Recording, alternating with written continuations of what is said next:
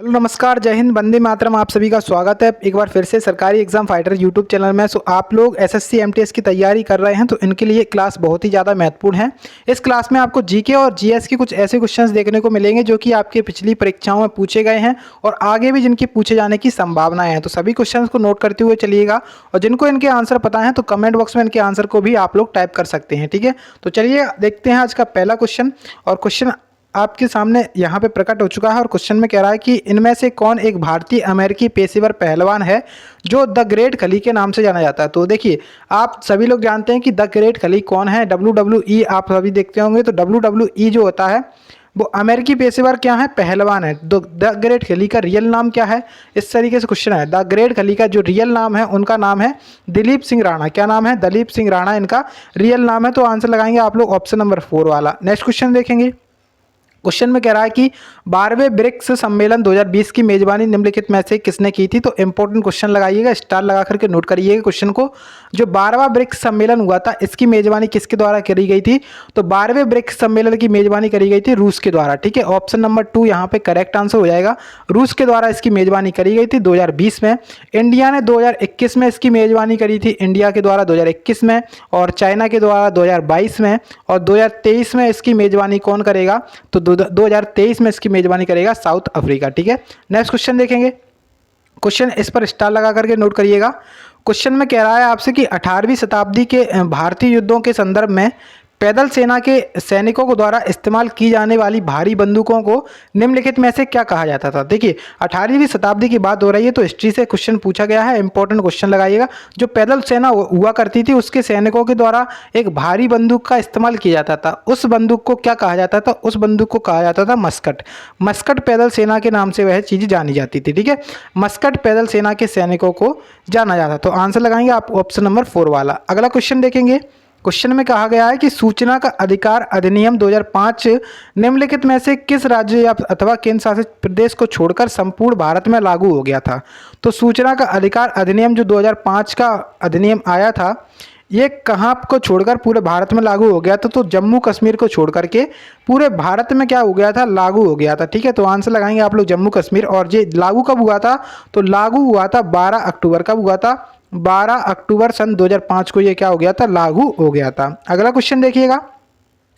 Question कह रहा है कि क्या एक व्यापक पद है जिसमें शरीर के भीतर घटित होने वाली सभी रासायनिक अभिक्रियाएं शामिल होती हैं। तो यहाँ पे आपके सामने 4 ऑप्शन हैं: उत्सर्जन, श्वसन, प्रजनन और चयापचय।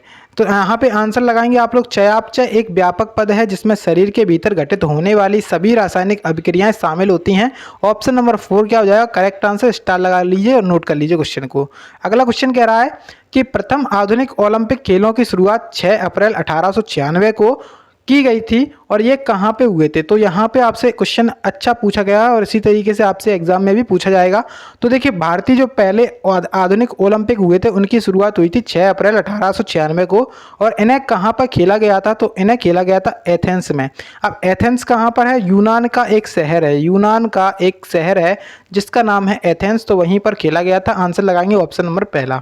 नेक्स्ट क्वेश्चन देखिए, अगले क्वेश्चन में कह रहा है कि ज्ञानपीठ पुरस्कार में क्या दिया जाता है। तो देखिए, जो ज्ञानपीठ पुरस्कार होता है उसके अंदर 11 लाख रुपए की आपको कैश दिया जाता है, प्रशंसा पत्र दिया जाता है और देवी सरस्वती की कांस्य प्रतिमा दी जाती है। ठीक है, तो आंसर लगाएंगे ऑप्शन नंबर 2। इंपॉर्टेंट क्वेश्चन लगा लीजिए। ज्ञानपीठ पुरस्कार है किस क्षेत्र में दिया जाता है? तो कमेंट बॉक्स में आप लोग मुझे बताएंगे कि ज्ञानपीठ पुरस्कार को किस क्षेत्र में दिया जाता है। ठीक है, और पहले ज्ञानपीठ पुरस्कार किसे प्राप्त हुआ था तो वो भी आप लोग मुझे कमेंट बॉक्स में बताएंगे। नेक्स्ट क्वेश्चन देखिएगा। अगला क्वेश्चन आपसे कहा गया है कि वयोवद्धता में मानव के किस अंग की समंजन शक्ति क्षीण हो जाती है। तो वयोवद्धता मतलब जैसे ही आपकी एज बढ़ती जाती है तो मानव की कौन सी शक्ति कम हो जाती है? तो मानव की जो आंखों की दृष्टि होती है, मतलब उनकी देखने की क्षमता होती है, वो क्या होती जाती है? धीरे धीरे कम होती जाती है। तो आंसर लगाएंगे ऑप्शन नंबर 2 वाला। ठीक है, अगला क्वेश्चन कह रहा है, इंपॉर्टेंट लगा लीजिए इस क्वेश्चन को। और क्वेश्चन कह रहा है कि कोलानल्लू जो अपना नृत्य है वो किस राज्य से संबंधित है? इस तरीके से क्वेश्चन पूछा गया है। तो क्वेश्चन लगा लीजिए स्टार और इस पर आप लोग स्टार लगा करके नोट करिए। जो कोला नल्लू है इसे छड़ी नृत्य भी कहा जाता है। क्या कहते हैं? छड़ी नृत्य भी इसे कहते हैं। और ये कहाँ का है? आंध्र प्रदेश में ये चीज़ करी जाती है। आंध्र प्रदेश इसका आंसर हो जाएगा। इंपॉर्टेंट लगा लीजिए, आजकल ऐसे क्वेश्चन ज़्यादा पूछे जाते हैं। आपसे वो पुराने वाले नहीं पूछेगा कि कुचिपुड़ी राज्य किस, मतलब कुचिपुड़ी नृत्य किसका राज्य का है, भारतनाट्यम किस राज्य का है, ऐसे क्वेश्चन नहीं पूछेगा। ऐसे ही क्वेश्चन पूछेगा कि कोला नल्लू जो अपना नृत्य है वो कहाँ पे किया जाता है, तो आंध्र प्रदेश में किया जाता है। अगर आपको पता होगा तो आप लोग लगाकर आ जाएंगे। ठीक है, अगला क्वेश्चन देखेंगे। क्वेश्चन कह रहा है कि 1920 के दशक की शुरुआत में एक उग्रवादी गोरिल्ला आंदोलन आंध्र प्रदेश की कौन सी पहाड़ियों में फैल गया था? तो इंपॉर्टेंट लगाइए, क्वेश्चन को स्टार लगा करके नोट करिएगा। 1920 की बात हो रही है।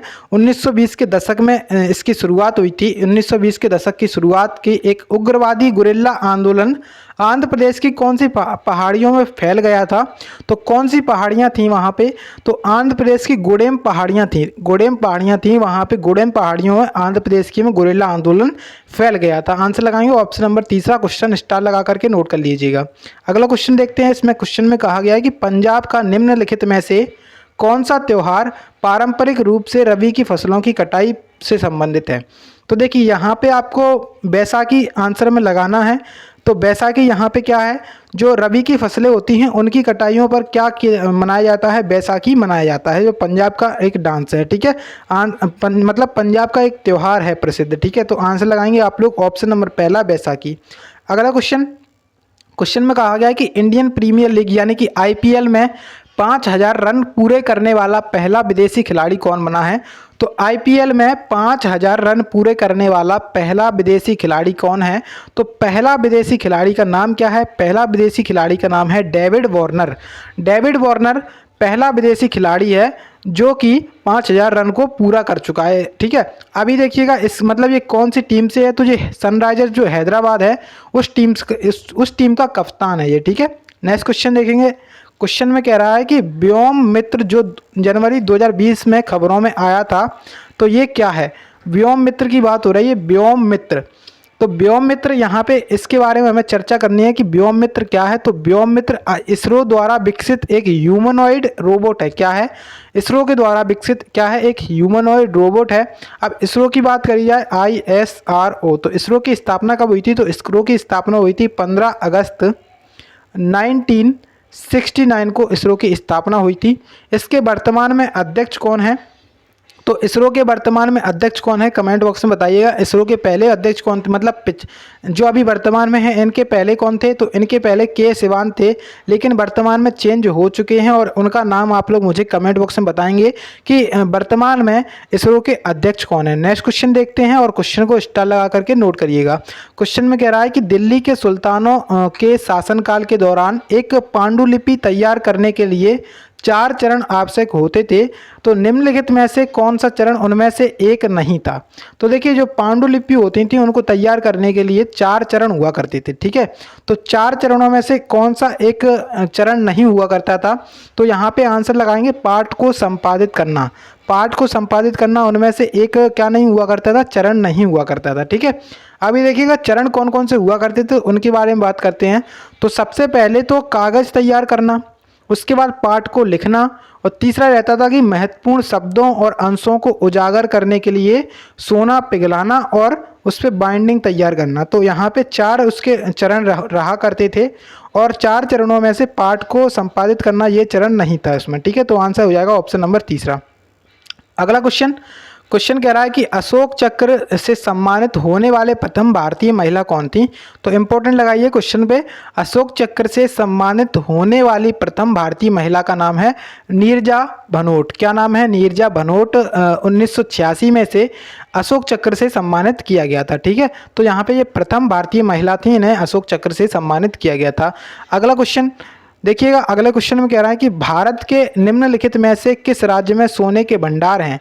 तो इंपॉर्टेंट लगाएंगे और क्वेश्चन को आप लोग ध्यान से देखिएगा कि भारत के किस राज्य में सोने के भंडार हैं। तो किस राज्य में सोने के भंडार हैं? कर्नाटक में सोने के भंडार पाए जाते हैं भारत में। ठीक है, कर्नाटक में सोने के भंडार पाए जाते हैं। ठीक है, तो आंसर हो जाएगा ऑप्शन नंबर 4 यानी कि कर्नाटका। नेक्स्ट क्वेश्चन देखेंगे। क्वेश्चन में कह रहे हैं कि निम्नलिखित में से क्या पदार्थ का एक उदाहरण नहीं है? देखिए पदार्थ का क्या उदाहरण नहीं है? बारिश की बूंदें, आग, बादल और गुरुत्व। इनमें से ये बताना है कि पदार्थ क्या का उदाहरण नहीं है, तो कौन सा हो जाएगा? गुरुत्व।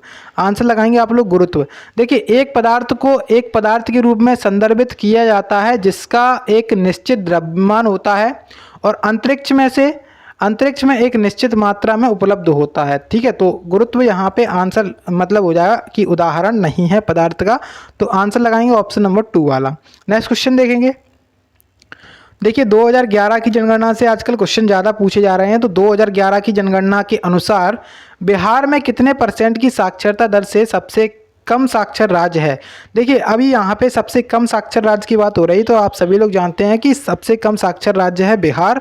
और इसमें मतलब कितना प्रतिशत लोग हैं जो कम साक्षर हैं, तो यहाँ पे आंसर क्या हो जाएगा? इसका आंसर लगाएंगे आप लोग 63.82% जो ऐसे लोग हैं जो साक्षर की मतलब बिहार 63.82% ऐसे लोग हैं मतलब बिहार में साक्षरता का प्रतिशत है। ठीक है, तो आंसर हो जाएगा ऑप्शन नंबर 4 वाला। अभी बात करें कि सबसे तीसरा कौन सा है, तो सबसे साक्षर राज्य है केरल जिसमें 93.91% साक्षरता है। ठीक है, नेक्स्ट क्वेश्चन कह रहा है कि निम्नलिखित में से किस योजना के तहत भारत सरकार ने अक्टूबर 2020 में संपत्ति कार्ड का भौतिक वितरण शुरू किया था? तो संपत्ति कार्ड का भौतिक वितरण शुरू किया गया था, तो आंसर क्या लगाएंगे यहाँ पे? जो अपने ग्रामीण क्षेत्रों में गांव का सर्वेक्षण और तत्कालिक प्रौद्योगिकी के साथ गांवों का मैपिंग, यहाँ पे यही योजना थी। ठीक है, यहाँ पे आंसर हो जाएगा ऑप्शन नंबर 2। ये वाला आपके मतलब इम्पोर्टेंट नहीं है आपके लिए, तो आंसर यहाँ पे हो जाएगा ऑप्शन नंबर 2 वाला। ठीक है, नेक्स्ट क्वेश्चन देखते हैं। क्वेश्चन ये वाला इंपॉर्टेंट लगाइएगा इस क्वेश्चन पे। और क्वेश्चन में कह रहा है कि निम्नलिखित में से कौन पूर्वी बंगाल के एक वकील थे जो असहयोग आंदोलन में विशेष रूप से सक्रिय थे? देखिए असहयोग आंदोलन कब स्टार्ट हुआ था? तो असहयोग आंदोलन कब स्टार्ट हुआ था? 1920 में स्टार्ट हुआ था। असहयोग आंदोलन कब हुआ था? 1920 में स्टार्ट हुआ था। ठीक है, अब यहाँ पे हमें क्वेश्चन में ये बताना है कि कौन पूर्वी बंगाल के एक वकील थे जो असहयोग आंदोलन में एक विशेष रूप से सक्रिय थे। ठीक है, तो चित्तरंजन दास क्या हो जाएंगे यहाँ पे? करेक्ट आंसर हो जाएंगे चित्तरंजन दास। चित्तरंजन दास से आपको ये याद आना चाहिए कि स्वराज पार्टी की स्थापना 1923 में, स्वराज पार्टी की स्थापना 1923 में चित्तरंजन दास और मोतीलाल नेहरू के द्वारा की गई थी। ठीक है, तो यहाँ पे आप लोग लगाएंगे चित्तरंजन दास को आंसर। नेक्स्ट क्वेश्चन देखेंगे। क्वेश्चन कह रहा है कि भारतीय संविधान के किस भाग में राष्ट्रपति के चुनाव से संबंधित नियमों का वर्णन किया गया है?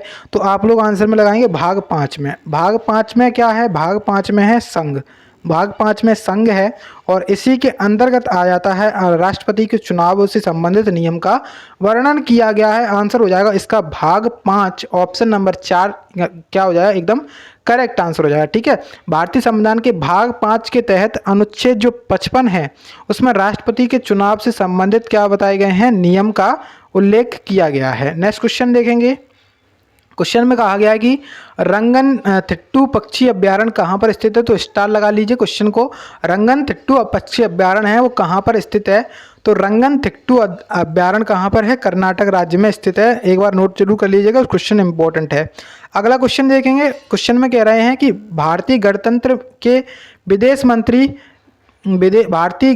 के विदेश मंत्री किसने 16 सितंबर 2020 को वीडियो कॉन्फ्रेंसिंग के माध्यम से IBSA विदेश मंत्रियों की एक व्यावहारिक बैठक की अध्यक्षता की थी? तो यहाँ पे आपको आंसर में क्या लगाना है? आंसर में लगाएंगे एस जयशंकर जो कि वर्तमान में भी अपने विदेश मंत्री हैं, इनके द्वारा इसकी अध्यक्षता की गई थी। 2020 का क्वेश्चन है तो इम्पोर्टेंट नहीं है आपके लिए। नेक्स्ट क्वेश्चन देखेंगे। क्वेश्चन कह रहा है कि जीडीपी को मूल्य अपरिस्फीति कारक भी कहा जाता है। मतलब जीडीपी को इनमें से क्या कहा जाता है? तो यहाँ पे 4 ऑप्शन है: सुनिश्चित, नियामक, अंतर्निहित या अनन्य। तो जीडीपी जो होती है इसको क्या कहते हैं? तो देखिए इसको क्या कहा जाता है? जीडीपी अपस्फीति कारक को अंतर्निहित मूल्य अपस्फीति कारक भी कहा जाता है। आंसर हो जाएगा ऑप्शन नंबर पहला वाला। लास्ट क्वेश्चन रहने वाला है आज का, और क्वेश्चन में कहा गया है कि जीडीपी का प्रमुख उपयोग क्या होता है? तो देखिए जीडीपी जो होती है इसका प्रमुख उपयोग क्या होता है? इसका प्रमुख उपयोग होता है क्या? किसी देश की अर्थव्यवस्था की स्थिति का आकलन करना क्या होता है? जीडीपी का प्रमुख उपयोग होता है। ठीक है, और जीडीपी का मतलब क्या होता है? सकल घरेलू उत्पाद। ठीक है, तो आंसर हो जाएगा ऑप्शन नंबर 2। ठीक है, तो यहाँ पे आज के क्वेश्चन हो चुके हैं समाप्त। वीडियो अच्छी लगे तो लाइक करिएगा। इसी प्रकार के वीडियोस के लिए आप लोग चैनल को सब्सक्राइब जरूर कर लीजिएगा।